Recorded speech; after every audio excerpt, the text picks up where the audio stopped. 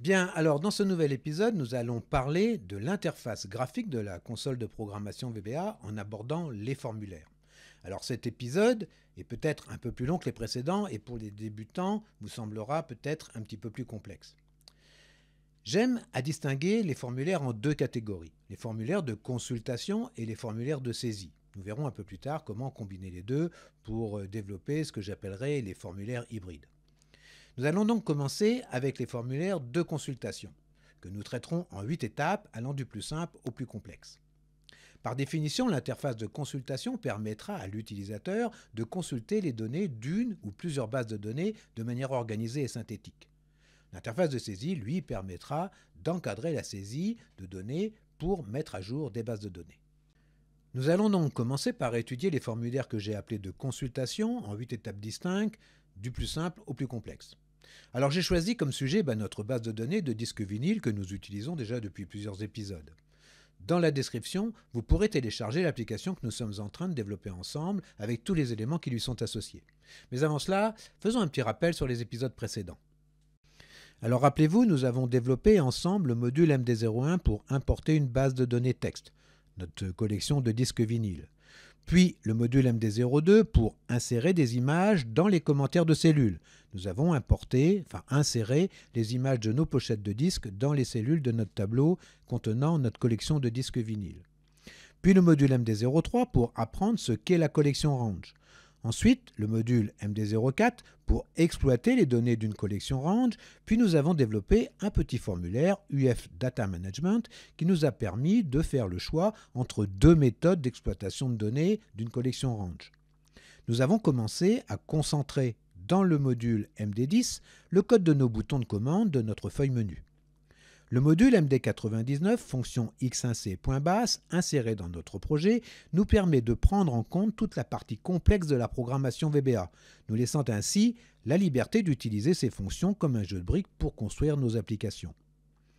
Dans le contenu de ce que vous téléchargerez aujourd'hui se trouve la correction de ce que nous allons voir au cours de cet épisode, le module MD05 ainsi que le formulaire UF Listbox Loading. Le projet datamanagement.xlsm est dépourvu de ces deux modules, le but étant bien sûr de les développer ensemble. Alors vous constaterez également l'ajout d'un nouveau module de fonction XL1Click qui s'appelle MD99 Function X1C IG, alors IG pour interface graphique, dédié spécifiquement à l'interface graphique que nous allons étudier dans cet épisode. Résumons ce que nous avons dans notre module MD99 Function X1C. Alors avant il s'appelait Step 1 parce que vous étiez des débutants, maintenant j'ai viré le Step 1. Donc ce module a été créé en option explicite, rappelez-vous, dans le menu de notre console VBA, dans Outils Options, nous avons coché la case Déclaration des variables obligatoires. Alors dans ce module, nous avons créé des variables publiques qui vont nous permettre d'appeler nos fonctions. Nos fonctions qui sont celles-ci, x1c import data txt query, qui va permettre d'importer une base texte à l'aide d'une requête, la fonction x1c file exist qui va nous permettre de tester si un fichier existe, la fonction x1c test or create folder qui va permettre de tester si un répertoire existe et si celui-ci n'existe pas, il sera créé grâce à la fonction x1c makedir. La fonction x1c test or create subfolder, de la même manière, si un sous-répertoire n'existe pas et qu'il est utilisé, il sera créé grâce à la fonction x1c makedir.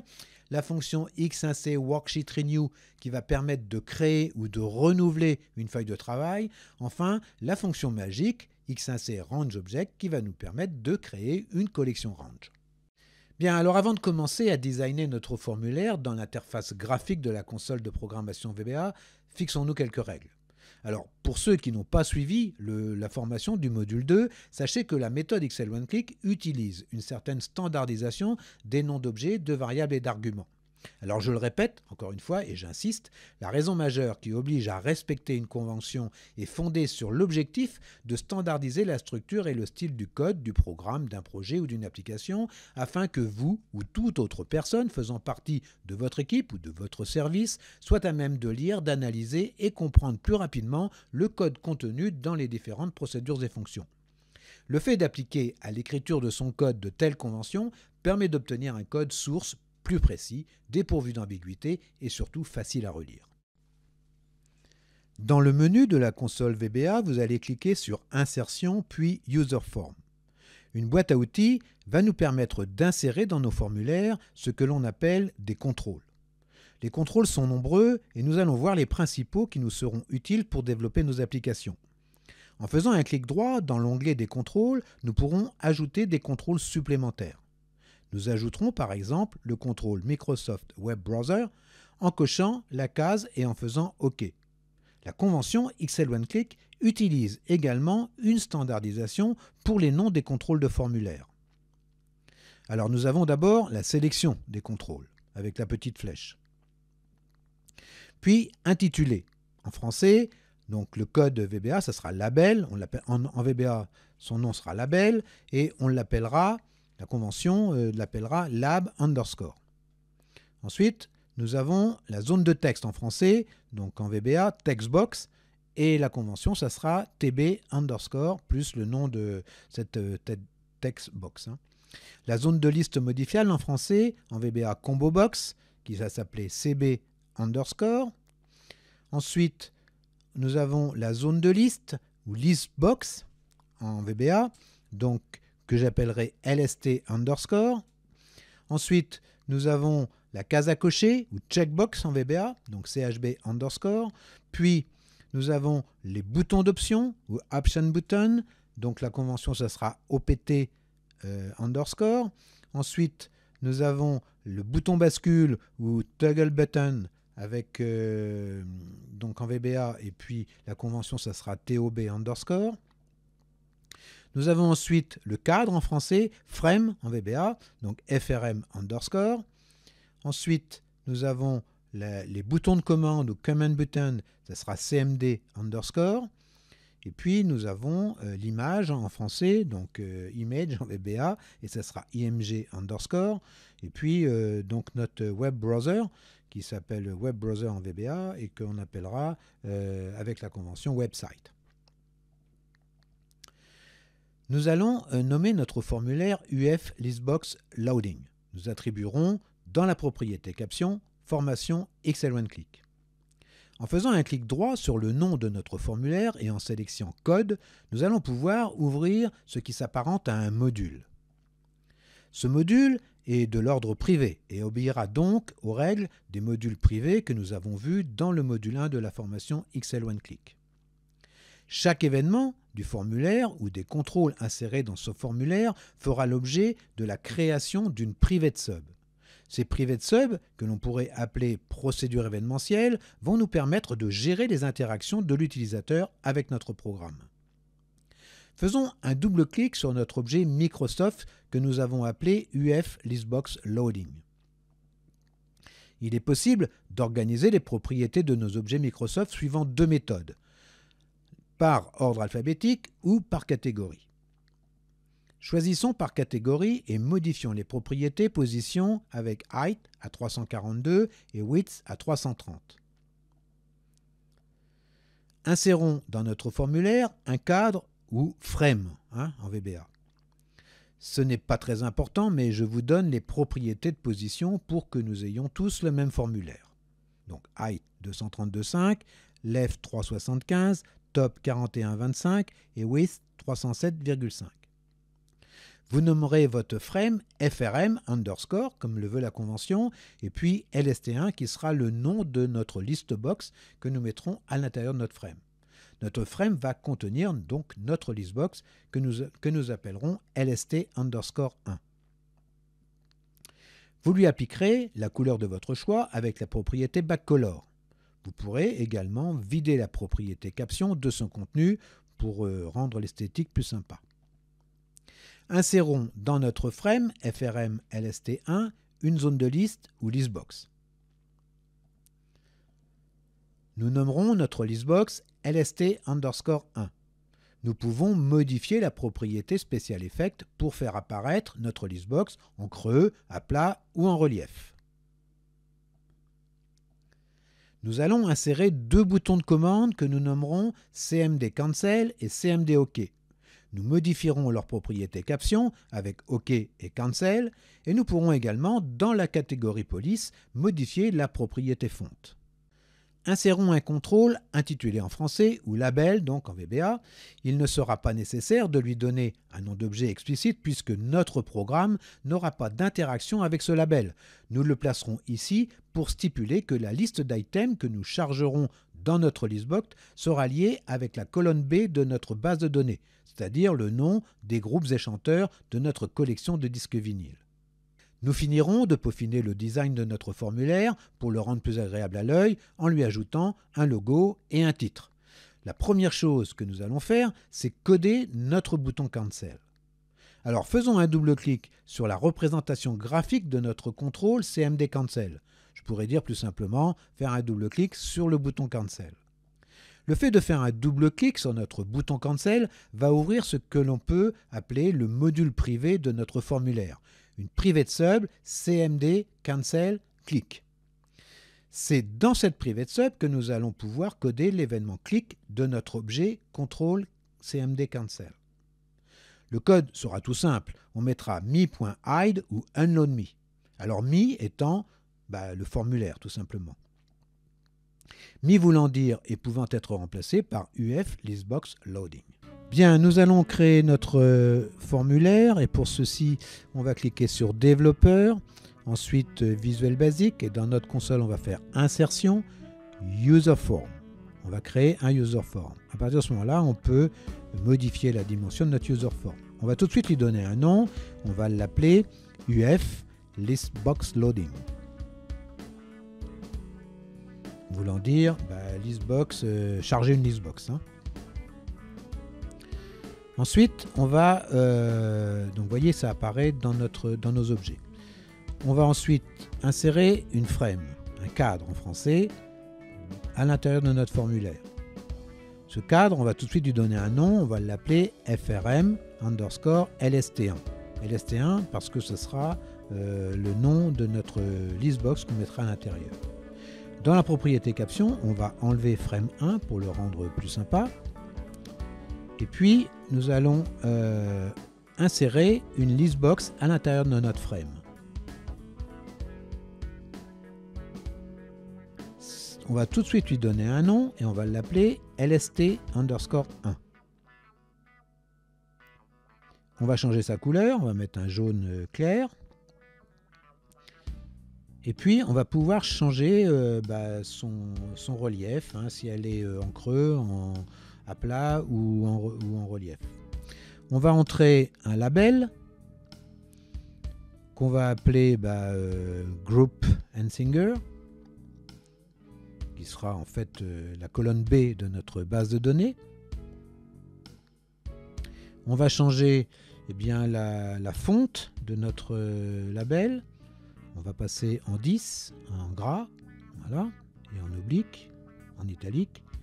Ensuite, nous allons mettre de la couleur dedans. On mettra la couleur également dans notre label, couleur un peu différente de notre listbox. Et puis nous allons insérer deux boutons. Donc un premier bouton qu'on va appeler Cancel. Donc dans Caption, on mettra Cancel. Voilà. On va appeler notre bouton, on va lui donner un nom d'objet qui va s'appeler donc CMD_Cancel. Rappelez-vous, CMD c'est la convention XL One Click pour les boutons de commande. On va changer la fonte en mettant du 12 oblique gras. On va faire une copie de ce bouton, on va le coller pour faire un bouton qui va s'appeler le bouton OK. Donc on va changer son caption, Cancel par OK. Et puis on va lui donner un nom d'objet, on va l'appeler CMD_OK.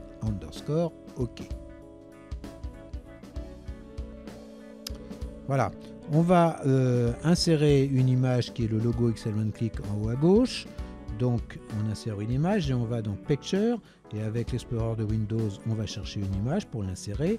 On va passer la propriété Auto Size à True, voilà. Et puis on va lui donner un nom, par exemple logo. Et puis on va la mettre, on pourrait la mettre en relief aussi si on voulait, cette image. On va mettre une couleur de fond dans notre formulaire. On va entrer dans le caption de notre formulaire formation XL OneClick. Ensuite, nous allons mettre un label qui va être un titre de notre formulaire. Dans caption, on va l'appeler collection vinyle.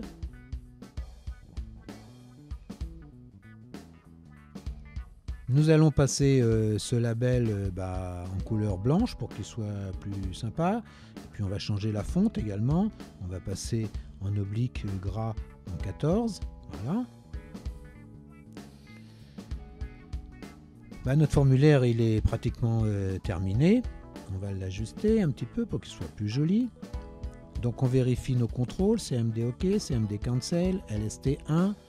Donc notre FRM LST1, notre label 1 qui ne sera pas utilisé, label 2 qui ne sera pas utilisé et notre logo qui ne sera pas utilisé non plus. Bien. Nous allons faire un clic droit dans notre formulaire et puis chercher notre bouton Cancel. Un clic droit, faire code et chercher notre bouton Cancel. Ici, on a tous les contrôles de notre formulaire. Et puis automatiquement, on va ouvrir une private sub avec l'événement clic par défaut. Mais vous voyez, on peut changer, on peut mettre plusieurs événements différents pour ce bouton-là. Donc on va, dans ce bouton Cancel, on va écrire UF underscore L, on va faire CTRL espace, comme ça va venir tout de suite, listbox loading, .hide, pour dire fermer, rendre invisible, et puis on va le décharger en faisant unload, espace, donc le nom de notre formulaire, UF underscore L, CTRL espace, pour faire venir le nom de notre formulaire, et voilà, terminé. Bon, tout ceci, on pourrait le remplacer tout simplement, puisqu'on est dans un module privé, par me.hide, pour rendre invisible notre formulaire, et puis unload me, pour le décharger. Voilà. Ensuite, nous allons aller dans le module 10 commande, et nous allons créer un bouton, nous allons créer une procédure pour notre bouton qui va s'appeler CMD Listbox Loading, qui va nous permettre de lancer notre formulaire. Et dans cette sub, dans cette procédure, nous allons tout simplement mettre UF underscore L, CTRL espace, et point chaud, voilà, qui va nous permettre de montrer notre formulaire. Ensuite, nous allons aller dans notre feuille menu, nous allons faire un clic droit, faire un copier d'un bouton existant, faire un coller pour qu'il ait la même forme. On va à l'intérieur de ce bouton changer le texte. À la place de Data Management, on va mettre List Box Loading. Voilà. Ensuite, on va faire un clic droit dans notre bouton et puis on va faire Affecter macro et on va affecter la macro CMD Listbox Loading. Voilà. Et quand on va cliquer sur notre bouton, on va ouvrir notre formulaire. Et notre bouton Cancel va nous permettre de le fermer. Voilà. Vous voyez, c'est tout simple. En fait, la listbox est une représentation graphique d'une liste d'items que l'on pourra sélectionner pour pouvoir les manipuler. Alors, une propriété multiselect permettra de définir 3 méthodes de sélection différentes. On aura la méthode multiselect single qui permettra de sélectionner un seul item pour pouvoir le manipuler. On aura la méthode multiselect multi qui permettra de sélectionner plusieurs items, pas forcément les uns à côté des autres ou en dessous des autres. Et puis, on aura une dernière méthode qui sera la méthode multiselect extended qui permettra de sélectionner plusieurs items en étendant notre sélection à plusieurs items. Pour charger une listbox, il existe donc 3 méthodes. Une première méthode qui va être la méthode list égale range.value et du coup on va retrouver notre fonction magique xinsert rangeObject pour créer un objet range et charger en bloc une liste, un objet range dans notre listbox. Une deuxième méthode qui va être la méthode ressource, mais par contre qui va être égale non pas à range.value mais à range.address, donc on prendra l'adresse de notre champ. Et puis la troisième méthode, la méthode addItem qui permettra d'ajouter dans la listbox les items un à un. Et du coup, avec cette méthode, on pourra faire du tri, on pourra ajouter ou non les items à notre listbox. Les deux méthodes précédentes nous feront un ajout en bloc d'un champ de données dans notre listbox. Bien, charger une listbox à partir de la propriété value d'une collection range. Alors, comment charger une listbox à partir d'une collection range? Il n'y a pas plus simple. La méthode est la suivante, ça va être listbox.list égale range.value. Mais il faudra aussi définir le nombre de colonnes de notre listbox avec la propriété colonneCount. Alors toujours dans le module privé de notre userForm, développons cette procédure qui sera une private sub. Donc on va écrire private sub fill lst1 with range value. On va faire un dim WS as worksheet, RG as range. On définit un objet WS comme étant une feuille de travail, ce sera notre feuille vinyle, et puis un range, un objet RG qui sera un range, qui sera notre collection de disques vinyles, notre collection de range. On va faire un set WS égale worksheet vinyle, donc on va attribuer à notre variable objet WS notre feuille vinyle, et puis un set RG avec notre fonction magique x-insert range objet, WS, premier argument, donc notre feuille de travail, 2, eh bien, première ligne de données, on ne va pas prendre en compte la ligne de titre, 1, eh bien, la première colonne de données, et puis true, on va étendre notre champ à toutes les colonnes de notre tableau. Donc, et puis on va mettre ça dans un objet qui s'appelle RG, avec le set RG. Ensuite, on va faire un withme.lst1, donc avec notre listbox qui s'appelle lst1, qui appartient à notre formulaire, donc à me. On va faire un point list égale rg.value, donc tout simplement, on va dire, on va charger la valeur de notre champ dans notre listbox, tout simplement en faisant point list égale rg.value. Et puis on va définir le nombre de colonnes de notre listbox en faisant point colonneCount égale 5. Alors il faut savoir qu'une listbox est limitée à 10 colonnes. Ensuite on va faire un endwith pour finir notre bloc, et puis on va faire set rg égale nothing, set ws égale nothing pour décharger notre mémoire, et on fera nsub. La private sub initialize. Alors la private sub initialize est une procédure particulière qui sera lancée à l'ouverture du formulaire. Alors développons notre procédure qui s'appelle private sub initialize.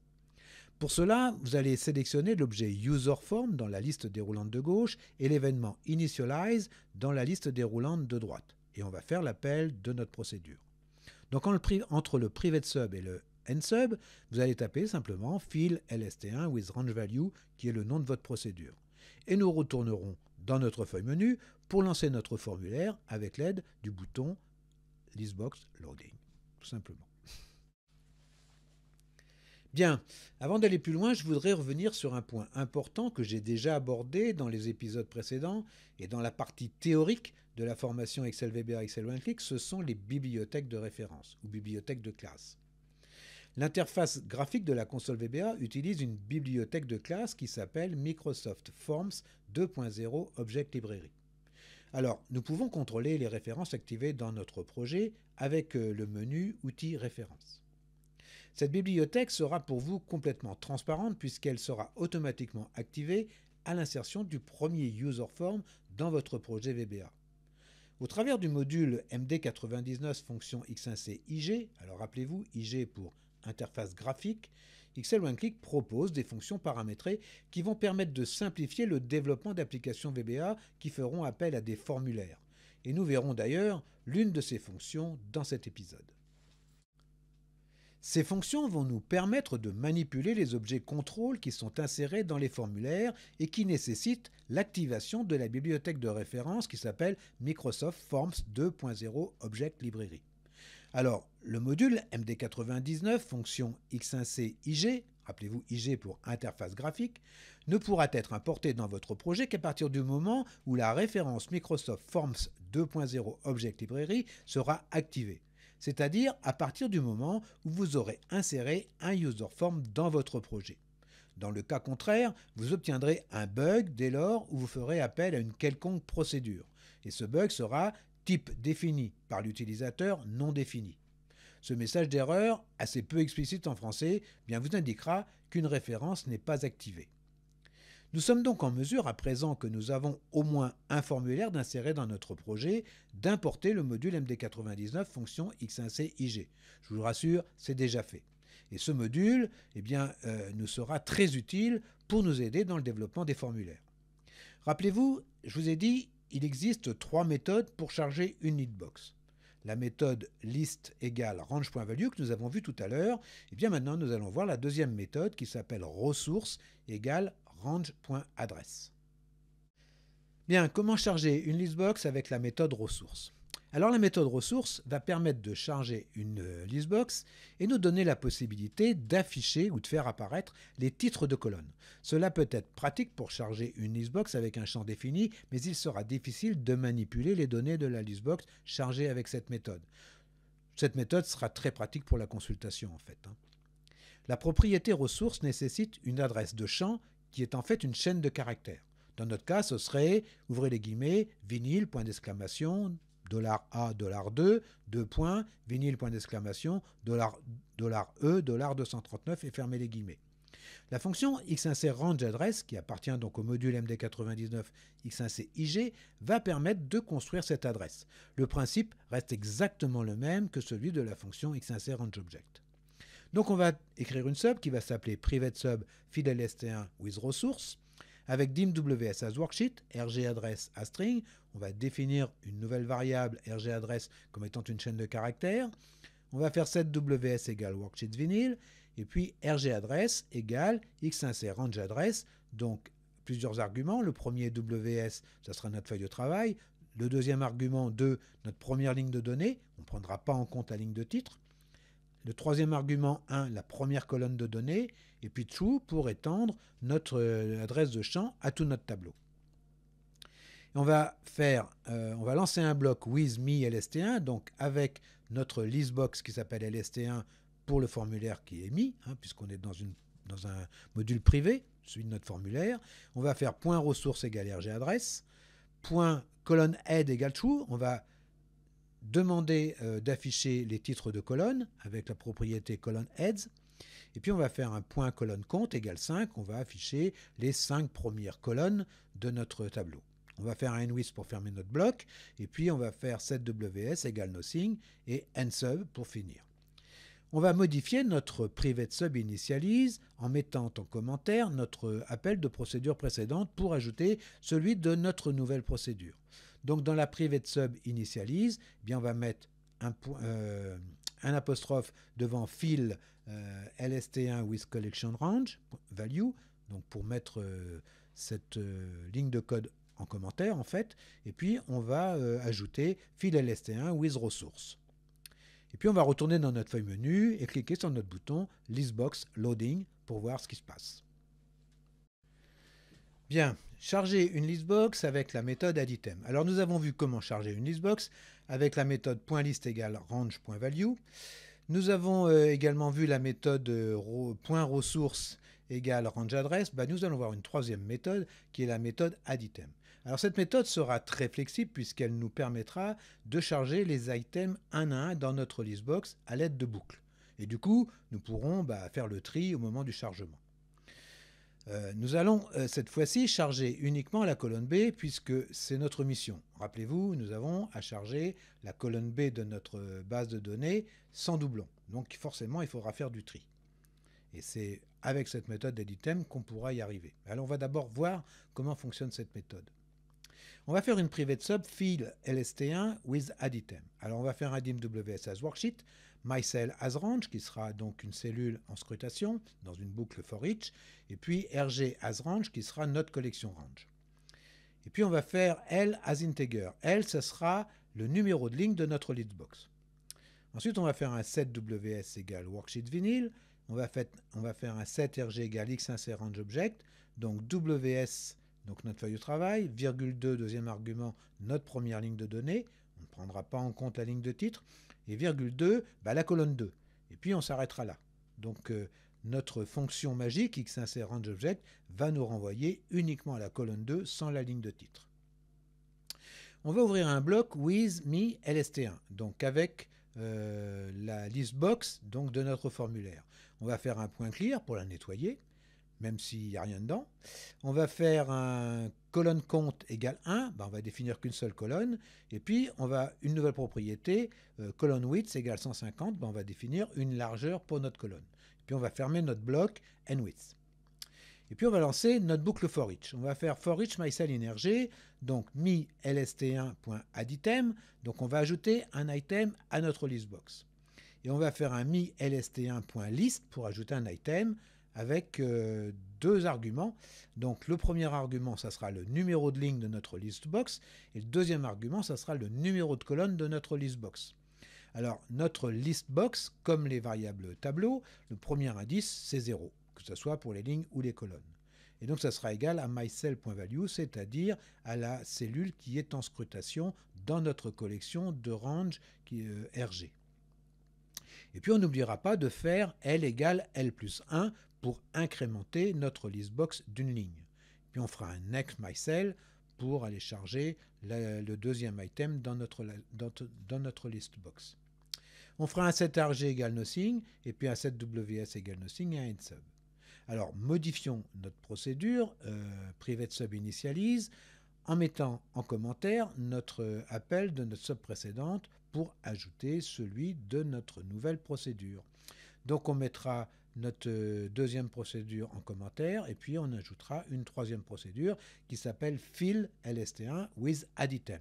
Nous retournerons dans notre feuille menu pour cliquer sur le bouton listbox loading et voir ce qui se passe. Bien, après avoir vu les fondamentaux de la listbox, revenons à notre mission. Observons notre base de données dans notre feuille vinyle. Il nous faut charger notre listbox avec la colonne B de notre base de données.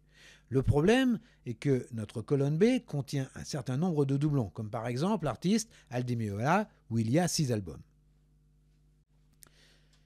La méthode Scripting Dictionary. Alors nous allons utiliser un dictionnaire Object Scripting Dictionary. Cet objet est comparable à un tableau qui va stocker des paires de données que l'on appelle key pour les unes et item pour les autres. Deux items ne peuvent pas avoir de clés identiques. La clé et son indice, c'est-à-dire key indice, pourra donc nous retourner son item associé. Alors ce dictionnaire fait référence à la bibliothèque de classe Microsoft Scripting Runtime, qu'il sera nécessaire d'activer pour pouvoir bénéficier des méthodes et des propriétés associées à cet objet. C'est ce que l'on appelle la liaison anticipée ou early binding. Alors, si vous voulez en apprendre davantage sur les liaisons anticipées ou early binding et les liaisons tardives ou late binding, elles font l'objet d'un chapitre du module 1 de la formation Excel OneClick. Mais nous aurons aussi la possibilité d'utiliser cet objet en liaison tardive ou late binding, sans activer la référence Microsoft Scripting Runtime. Dans ce cas, on utilisera donc cet objet en liaison tardive juste pour traiter les doublons. Notre collection de vinyles se trouve donc dans un tableau Excel dans la feuille vinyle de notre classeur. Notre mission dans cet épisode, c'est de charger une listbox dans un formulaire sans doublon et trier les items de cette listbox par ordre alphabétique à partir des données se trouvant dans la colonne B. La première chose à faire va être de créer une collection range dans laquelle on trouvera toutes les cellules de la colonne B de notre tableau. Il est bien entendu que le nombre de lignes de notre tableau ne doit pas être figé, notre collection de vinyles pouvant évoluer. Donc pour cela, nous utiliserons une fois de plus la fonction magique XInsereRangeObject que nous avons étudiée dans un épisode précédent. Vous allez insérer un nouveau module que vous nommerez MD_05_ Scripting Dictionary. Et nous allons étudier l'objet scripting.dictionary. Un objet dictionary est l'équivalent d'un tableau associatif PERL. PERL pour Practical Extraction and Report Language. Les éléments pouvant correspondre à n'importe quelle forme de données sont stockés dans le tableau. Chaque élément est associé à une clé qui lui est propre. Cette clé est utilisée pour récupérer un élément individuel qu'on appelle l'item et qui est généralement un entier ou une chaîne de caractères, mais peut être de n'importe quelle valeur, à l'exception d'un tableau bien sûr. Pour faire simple, nous pouvons considérer cet objet comme une pile d'items à laquelle nous pouvons ajouter des items en testant si ceux-ci n'existent pas déjà dans cette pile, afin d'éviter d'empiler des doublons. Utilisons cet objet, donc Scripting Dictionary, avec la boucle for each d'une collection range.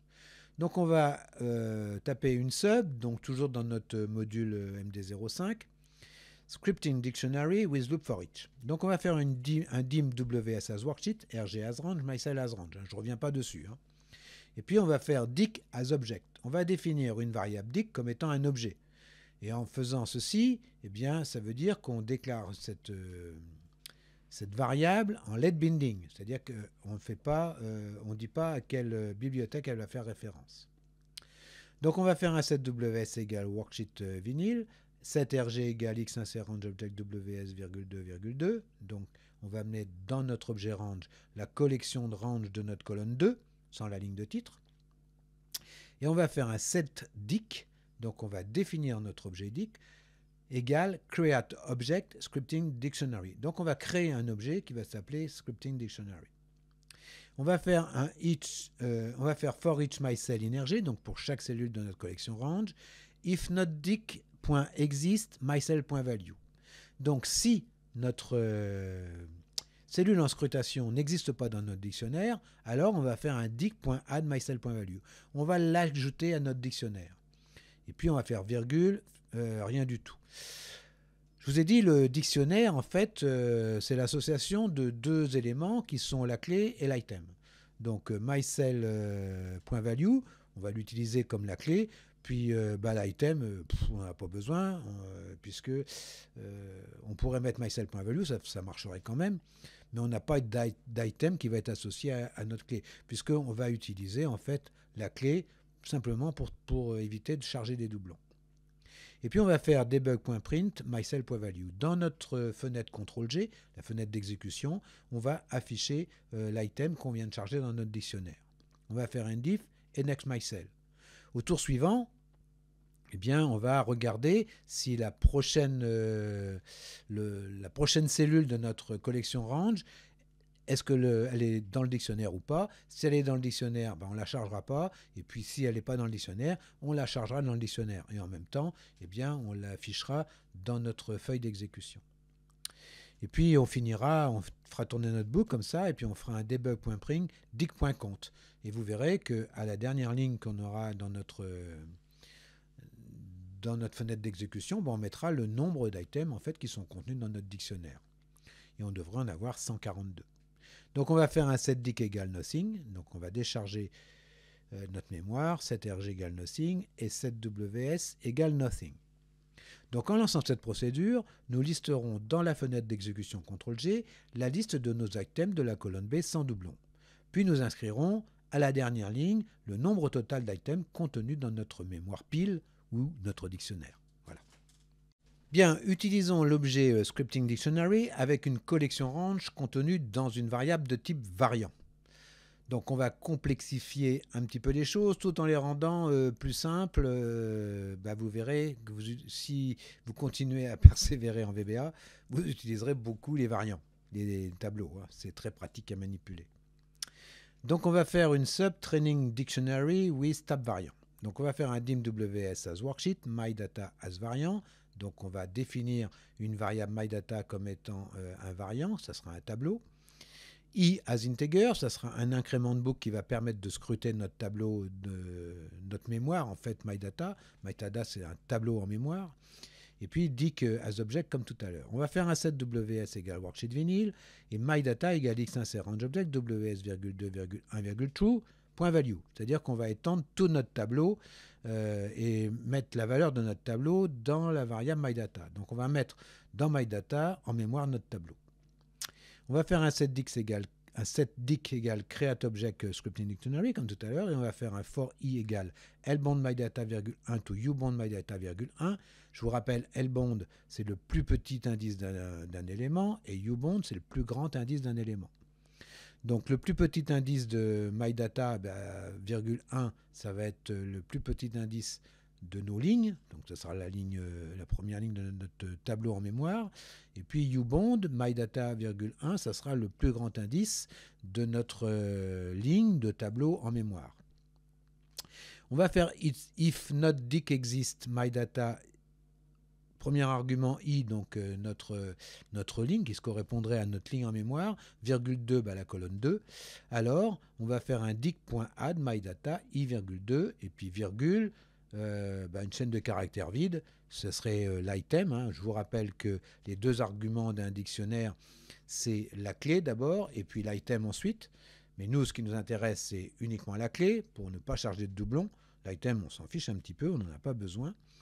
Et puis on va faire un debug.print mydata ouvrez la parenthèse, donc premier indice i,2, donc la ligne de notre tableau en mémoire, virgule 2, la colonne B de notre tableau en mémoire, end if. On va faire un ex i pour tourner en boucle, et puis jusqu'à temps qu'on ait scruté bien toutes les lignes de notre tableau qui est en mémoire. Ensuite, on fera un debug.print, dic.count, pour afficher le nombre d'items, enfin le nombre de clés, si on veut, dans notre dictionnaire. Donc il devrait y en avoir 142 comme tout à l'heure. La méthode est différente, mais le résultat est le même. Et on fera un setDic égale nothing et ws égale nothing pour libérer notre mémoire et un endsub. Bien, nous allons charger donc une list box sans doublon à partir d'une collection range. Alors nous avons vu comment utiliser notre objet scripting dictionary. Nous allons l'utiliser dans le chargement de notre listbox lst1 avec la méthode addItem, en scrutant une collection range dans une boucle for each, mais nous ne chargerons que la colonne B puisque c'est la mission qu'on nous demande. Charger la colonne B sans doublon. Et puis il faudra la trier par ordre alphabétique, mais ça sera pour tout à l'heure. Ça sera encore autre chose. Donc on va faire une private sub fill lst1 with loop for each remove duplicate. On va faire un dim ws as worksheet, myCell as range, rg as range, l qui sera le numéro de ligne de notre listbox as integer et dic as object. On ne va pas changer grand chose, vous allez voir. On va combiner ce qu'on a vu précédemment. Donc on va faire setws worksheet vinyl, setrg égale x insert range object ws,2,2, c'est-à-dire que dans notre collection range, on ne va charger que la colonne B, sans le titre. On va faire un setDic égale create object scripting dictionary. On va lancer un bloc with me lst1, donc avec notre listbox de notre formulaire. On va faire un point clear pour la nettoyer au cas où. Ensuite, on va faire un colonne count égale 1, on va définir qu'une seule colonne, et un colonne width égale 150, on va définir la largeur de notre colonne à 150 pixels. On va faire un with, et puis on va faire un for each myCell energy. On va lancer donc notre boucle for each, en faisant for each myCell energy, if notdic.exist myCell.value then, donc si la cellule qui est en scrutation n'est pas connue de notre dictionnaire, dans ce cas-là, on va l'ajouter à notre dictionnaire en faisant un dic.add myCell.value, virgule, une chaîne de caractères vide. Alors je rappelle encore une fois, les arguments d'un dictionnaire, le premier argument c'est la clé, le deuxième argument c'est l'item, donc nous on n'utilise que la clé. L'item, on n'en a pas vraiment besoin. Ce qui nous intéresse, c'est de ne pas charger des doublons uniquement. Donc, on va se servir que de la clé. Donc, on va faire un mi lst1.addItem dans ce cas-là, ce qui va nous permettre d'ajouter un item à notre listbox. Et un mi lst1.list l,0. C'est-à-dire que dans notre listbox, à la ligne 0 et colonne 0, qui sont la première ligne et la première colonne de notre listbox, eh bien on mettra myCell.value, c'est-à-dire donc la cellule qui était en scrutation dans notre boucle. On n'oubliera pas de faire L égale L plus 1 pour incrémenter la ligne de notre listbox. On fera un endIf et on fera un next myCell pour faire tourner notre boucle. On fera setrg égale nothing et setws égale nothing pour décharger notre mémoire, et puis on aura notre endsub. Donc nous allons modifier notre private sub initialize en mettant en commentaire l'appel de la sub précédente que nous avons et puis nous ajouterons une nouvelle procédure qui c'est celle qu'on vient d'étudier qui s'appelle fill lst1 with loop for each remove duplicate.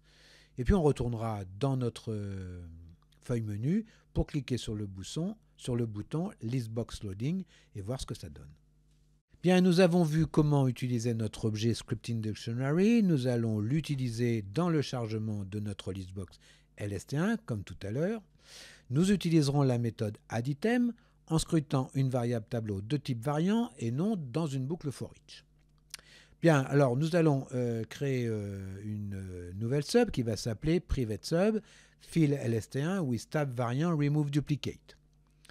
Donc, on va définir nos variables, dim ws as worksheet, mydata as variant, donc une variable tableau, mydata, qui sera un variant, qui sera en fait tout notre tableau de données en mémoire. Ensuite, i as integer, un incrément qui va permettre de scruter notre variable data. L as integer qui va être le numéro de ligne de notre listbox. Et puis dic as object qui sera notre dictionnaire. On va faire un setDict égale createObject scripting dictionary, mydata égale x1c rangeObject ws, .2, .1, through point value. Donc on mettra dans mydata tout notre tableau, hein, la valeur de notre tableau. On ouvrira un bloc with me lst1 donc pour faire un point clear de notre listbox, un point colonne compte égale à 1, donc une seule colonne, et puis une largeur de colonne 250 avec un colonne width. Et puis on va fermer notre bloc avec nWidth. On va lancer une boucle for i égale lbound mydata, .1 to ubound mydata, .1. Donc je vous rappelle, mydata c'est un tableau en mémoire, mydata, .1, l'indice 1, ça sera les lignes, enfin les lignes de notre tableau, et puis l'indice 2, ce serait les colonnes de notre tableau. Donc if notedict.exist mydata i,2, c'est-à-dire la première ligne de notre tableau, ,2 la colonne B, alors si ce n'est pas connu du dictionnaire, eh bien on fera un dict.add mydata i,2. On ajoutera donc cet élément à notre dictionnaire, et puis le deuxième argument de notre dict, de notre dictionnaire, eh bien ça sera une chaîne de caractères vides, ça sera l'item. Hein. Donc me lst1.item, donc on va ajouter un item à notre listbox, et cet item, ça sera me lst1.list, donc première ligne de notre listbox, L, ça sera 0, première colonne de notre listbox, il n'y en a qu'une, hein, ça sera la colonne 0, égale mydata i,2, donc la première ligne de notre tableau de données, et puis la deuxième colonne de notre tableau de données, qui est donc en mémoire dans mydata. On n'oubliera pas de faire L égale L plus 1 pour incrémenter nos lignes de notre listbox, et puis on fera un diff, un next i pour faire tourner notre boucle. On libérera notre mémoire avec un setDict égale nothing et un setWS égale nothing. Nous modifierons notre private sub initialize en mettant en commentaire l'appel de notre sub précédente et en ajoutant la sub que l'on vient d'étudier. Donc on rajoutera fill lst1 with tab variant remove duplicate. Nous reviendrons dans notre feuille menu et nous cliquerons sur le bouton list. Je commence à être fatigué. Hein. Listbox loading. Voilà, pour voir ce que ça donne. Bien, nous allons revenir dans notre private sub initialize. Alors vous trouverez dans le module MD99, fonction x1c ig, une nouvelle fonction magique qui s'appelle la fonction x1c sort listbox. Alors il faut savoir que cette fonction ne sera pas opérationnelle avec la méthode de chargement ressources égale range.address. Mais par contre, elle sera utilisable avec les deux autres méthodes. Dans notre procédure, private sub initialize, nous avons donc plusieurs appels de procédure et nous garderons donc la dernière qui s'appelle fill lst1 with tab variant remove duplicate. Les autres, elles sont en commentaire. Et puis nous allons rajouter une nouvelle ligne qui va nous permettre de trier notre listbox avec la fonction x1c sort listbox. Alors cette fonction, contrairement à la fonction x1c rangeObject et x1c rangeAddress que nous avons vu dans cet épisode, cette fonction ne renvoie pas de valeur. Donc ne retournant pas de valeur, les arguments de cette fonction ne seront pas passés entre parenthèses. Donc si vous faites x1c sort listbox espace, vous allez faire apparaître le pop-up qui va nous permettre de renseigner les arguments de cette fonction. Le premier argument, byval lst as msform.listbox, en fait c'est notre listbox. Là aussi, nous ferons appel à un chapitre du module 1 de la formation Excel OneClick sur les méthodes de passer les arguments d'une fonction byref ou byval. Alors si ça vous intéresse, je vous invite donc à suivre cette formation. Donc dans le cas présent, si vous faites espace, il suffit de dire c'est notre listbox. Donc notre listbox, ça s'appelle mi.lst1. Le deuxième argument, ça sera le numéro de colonne de notre listbox que l'on veut trier. On n'en a qu'une colonne, et c'est la colonne 0. Hein. Donc on va mettre 0. Et puis le dernier argument, il est false, parce que nous allons trier notre listbox, donc de notre colonne 0, de notre listbox, par ordre alphabétique, parce que ce sont des chaînes de caractères.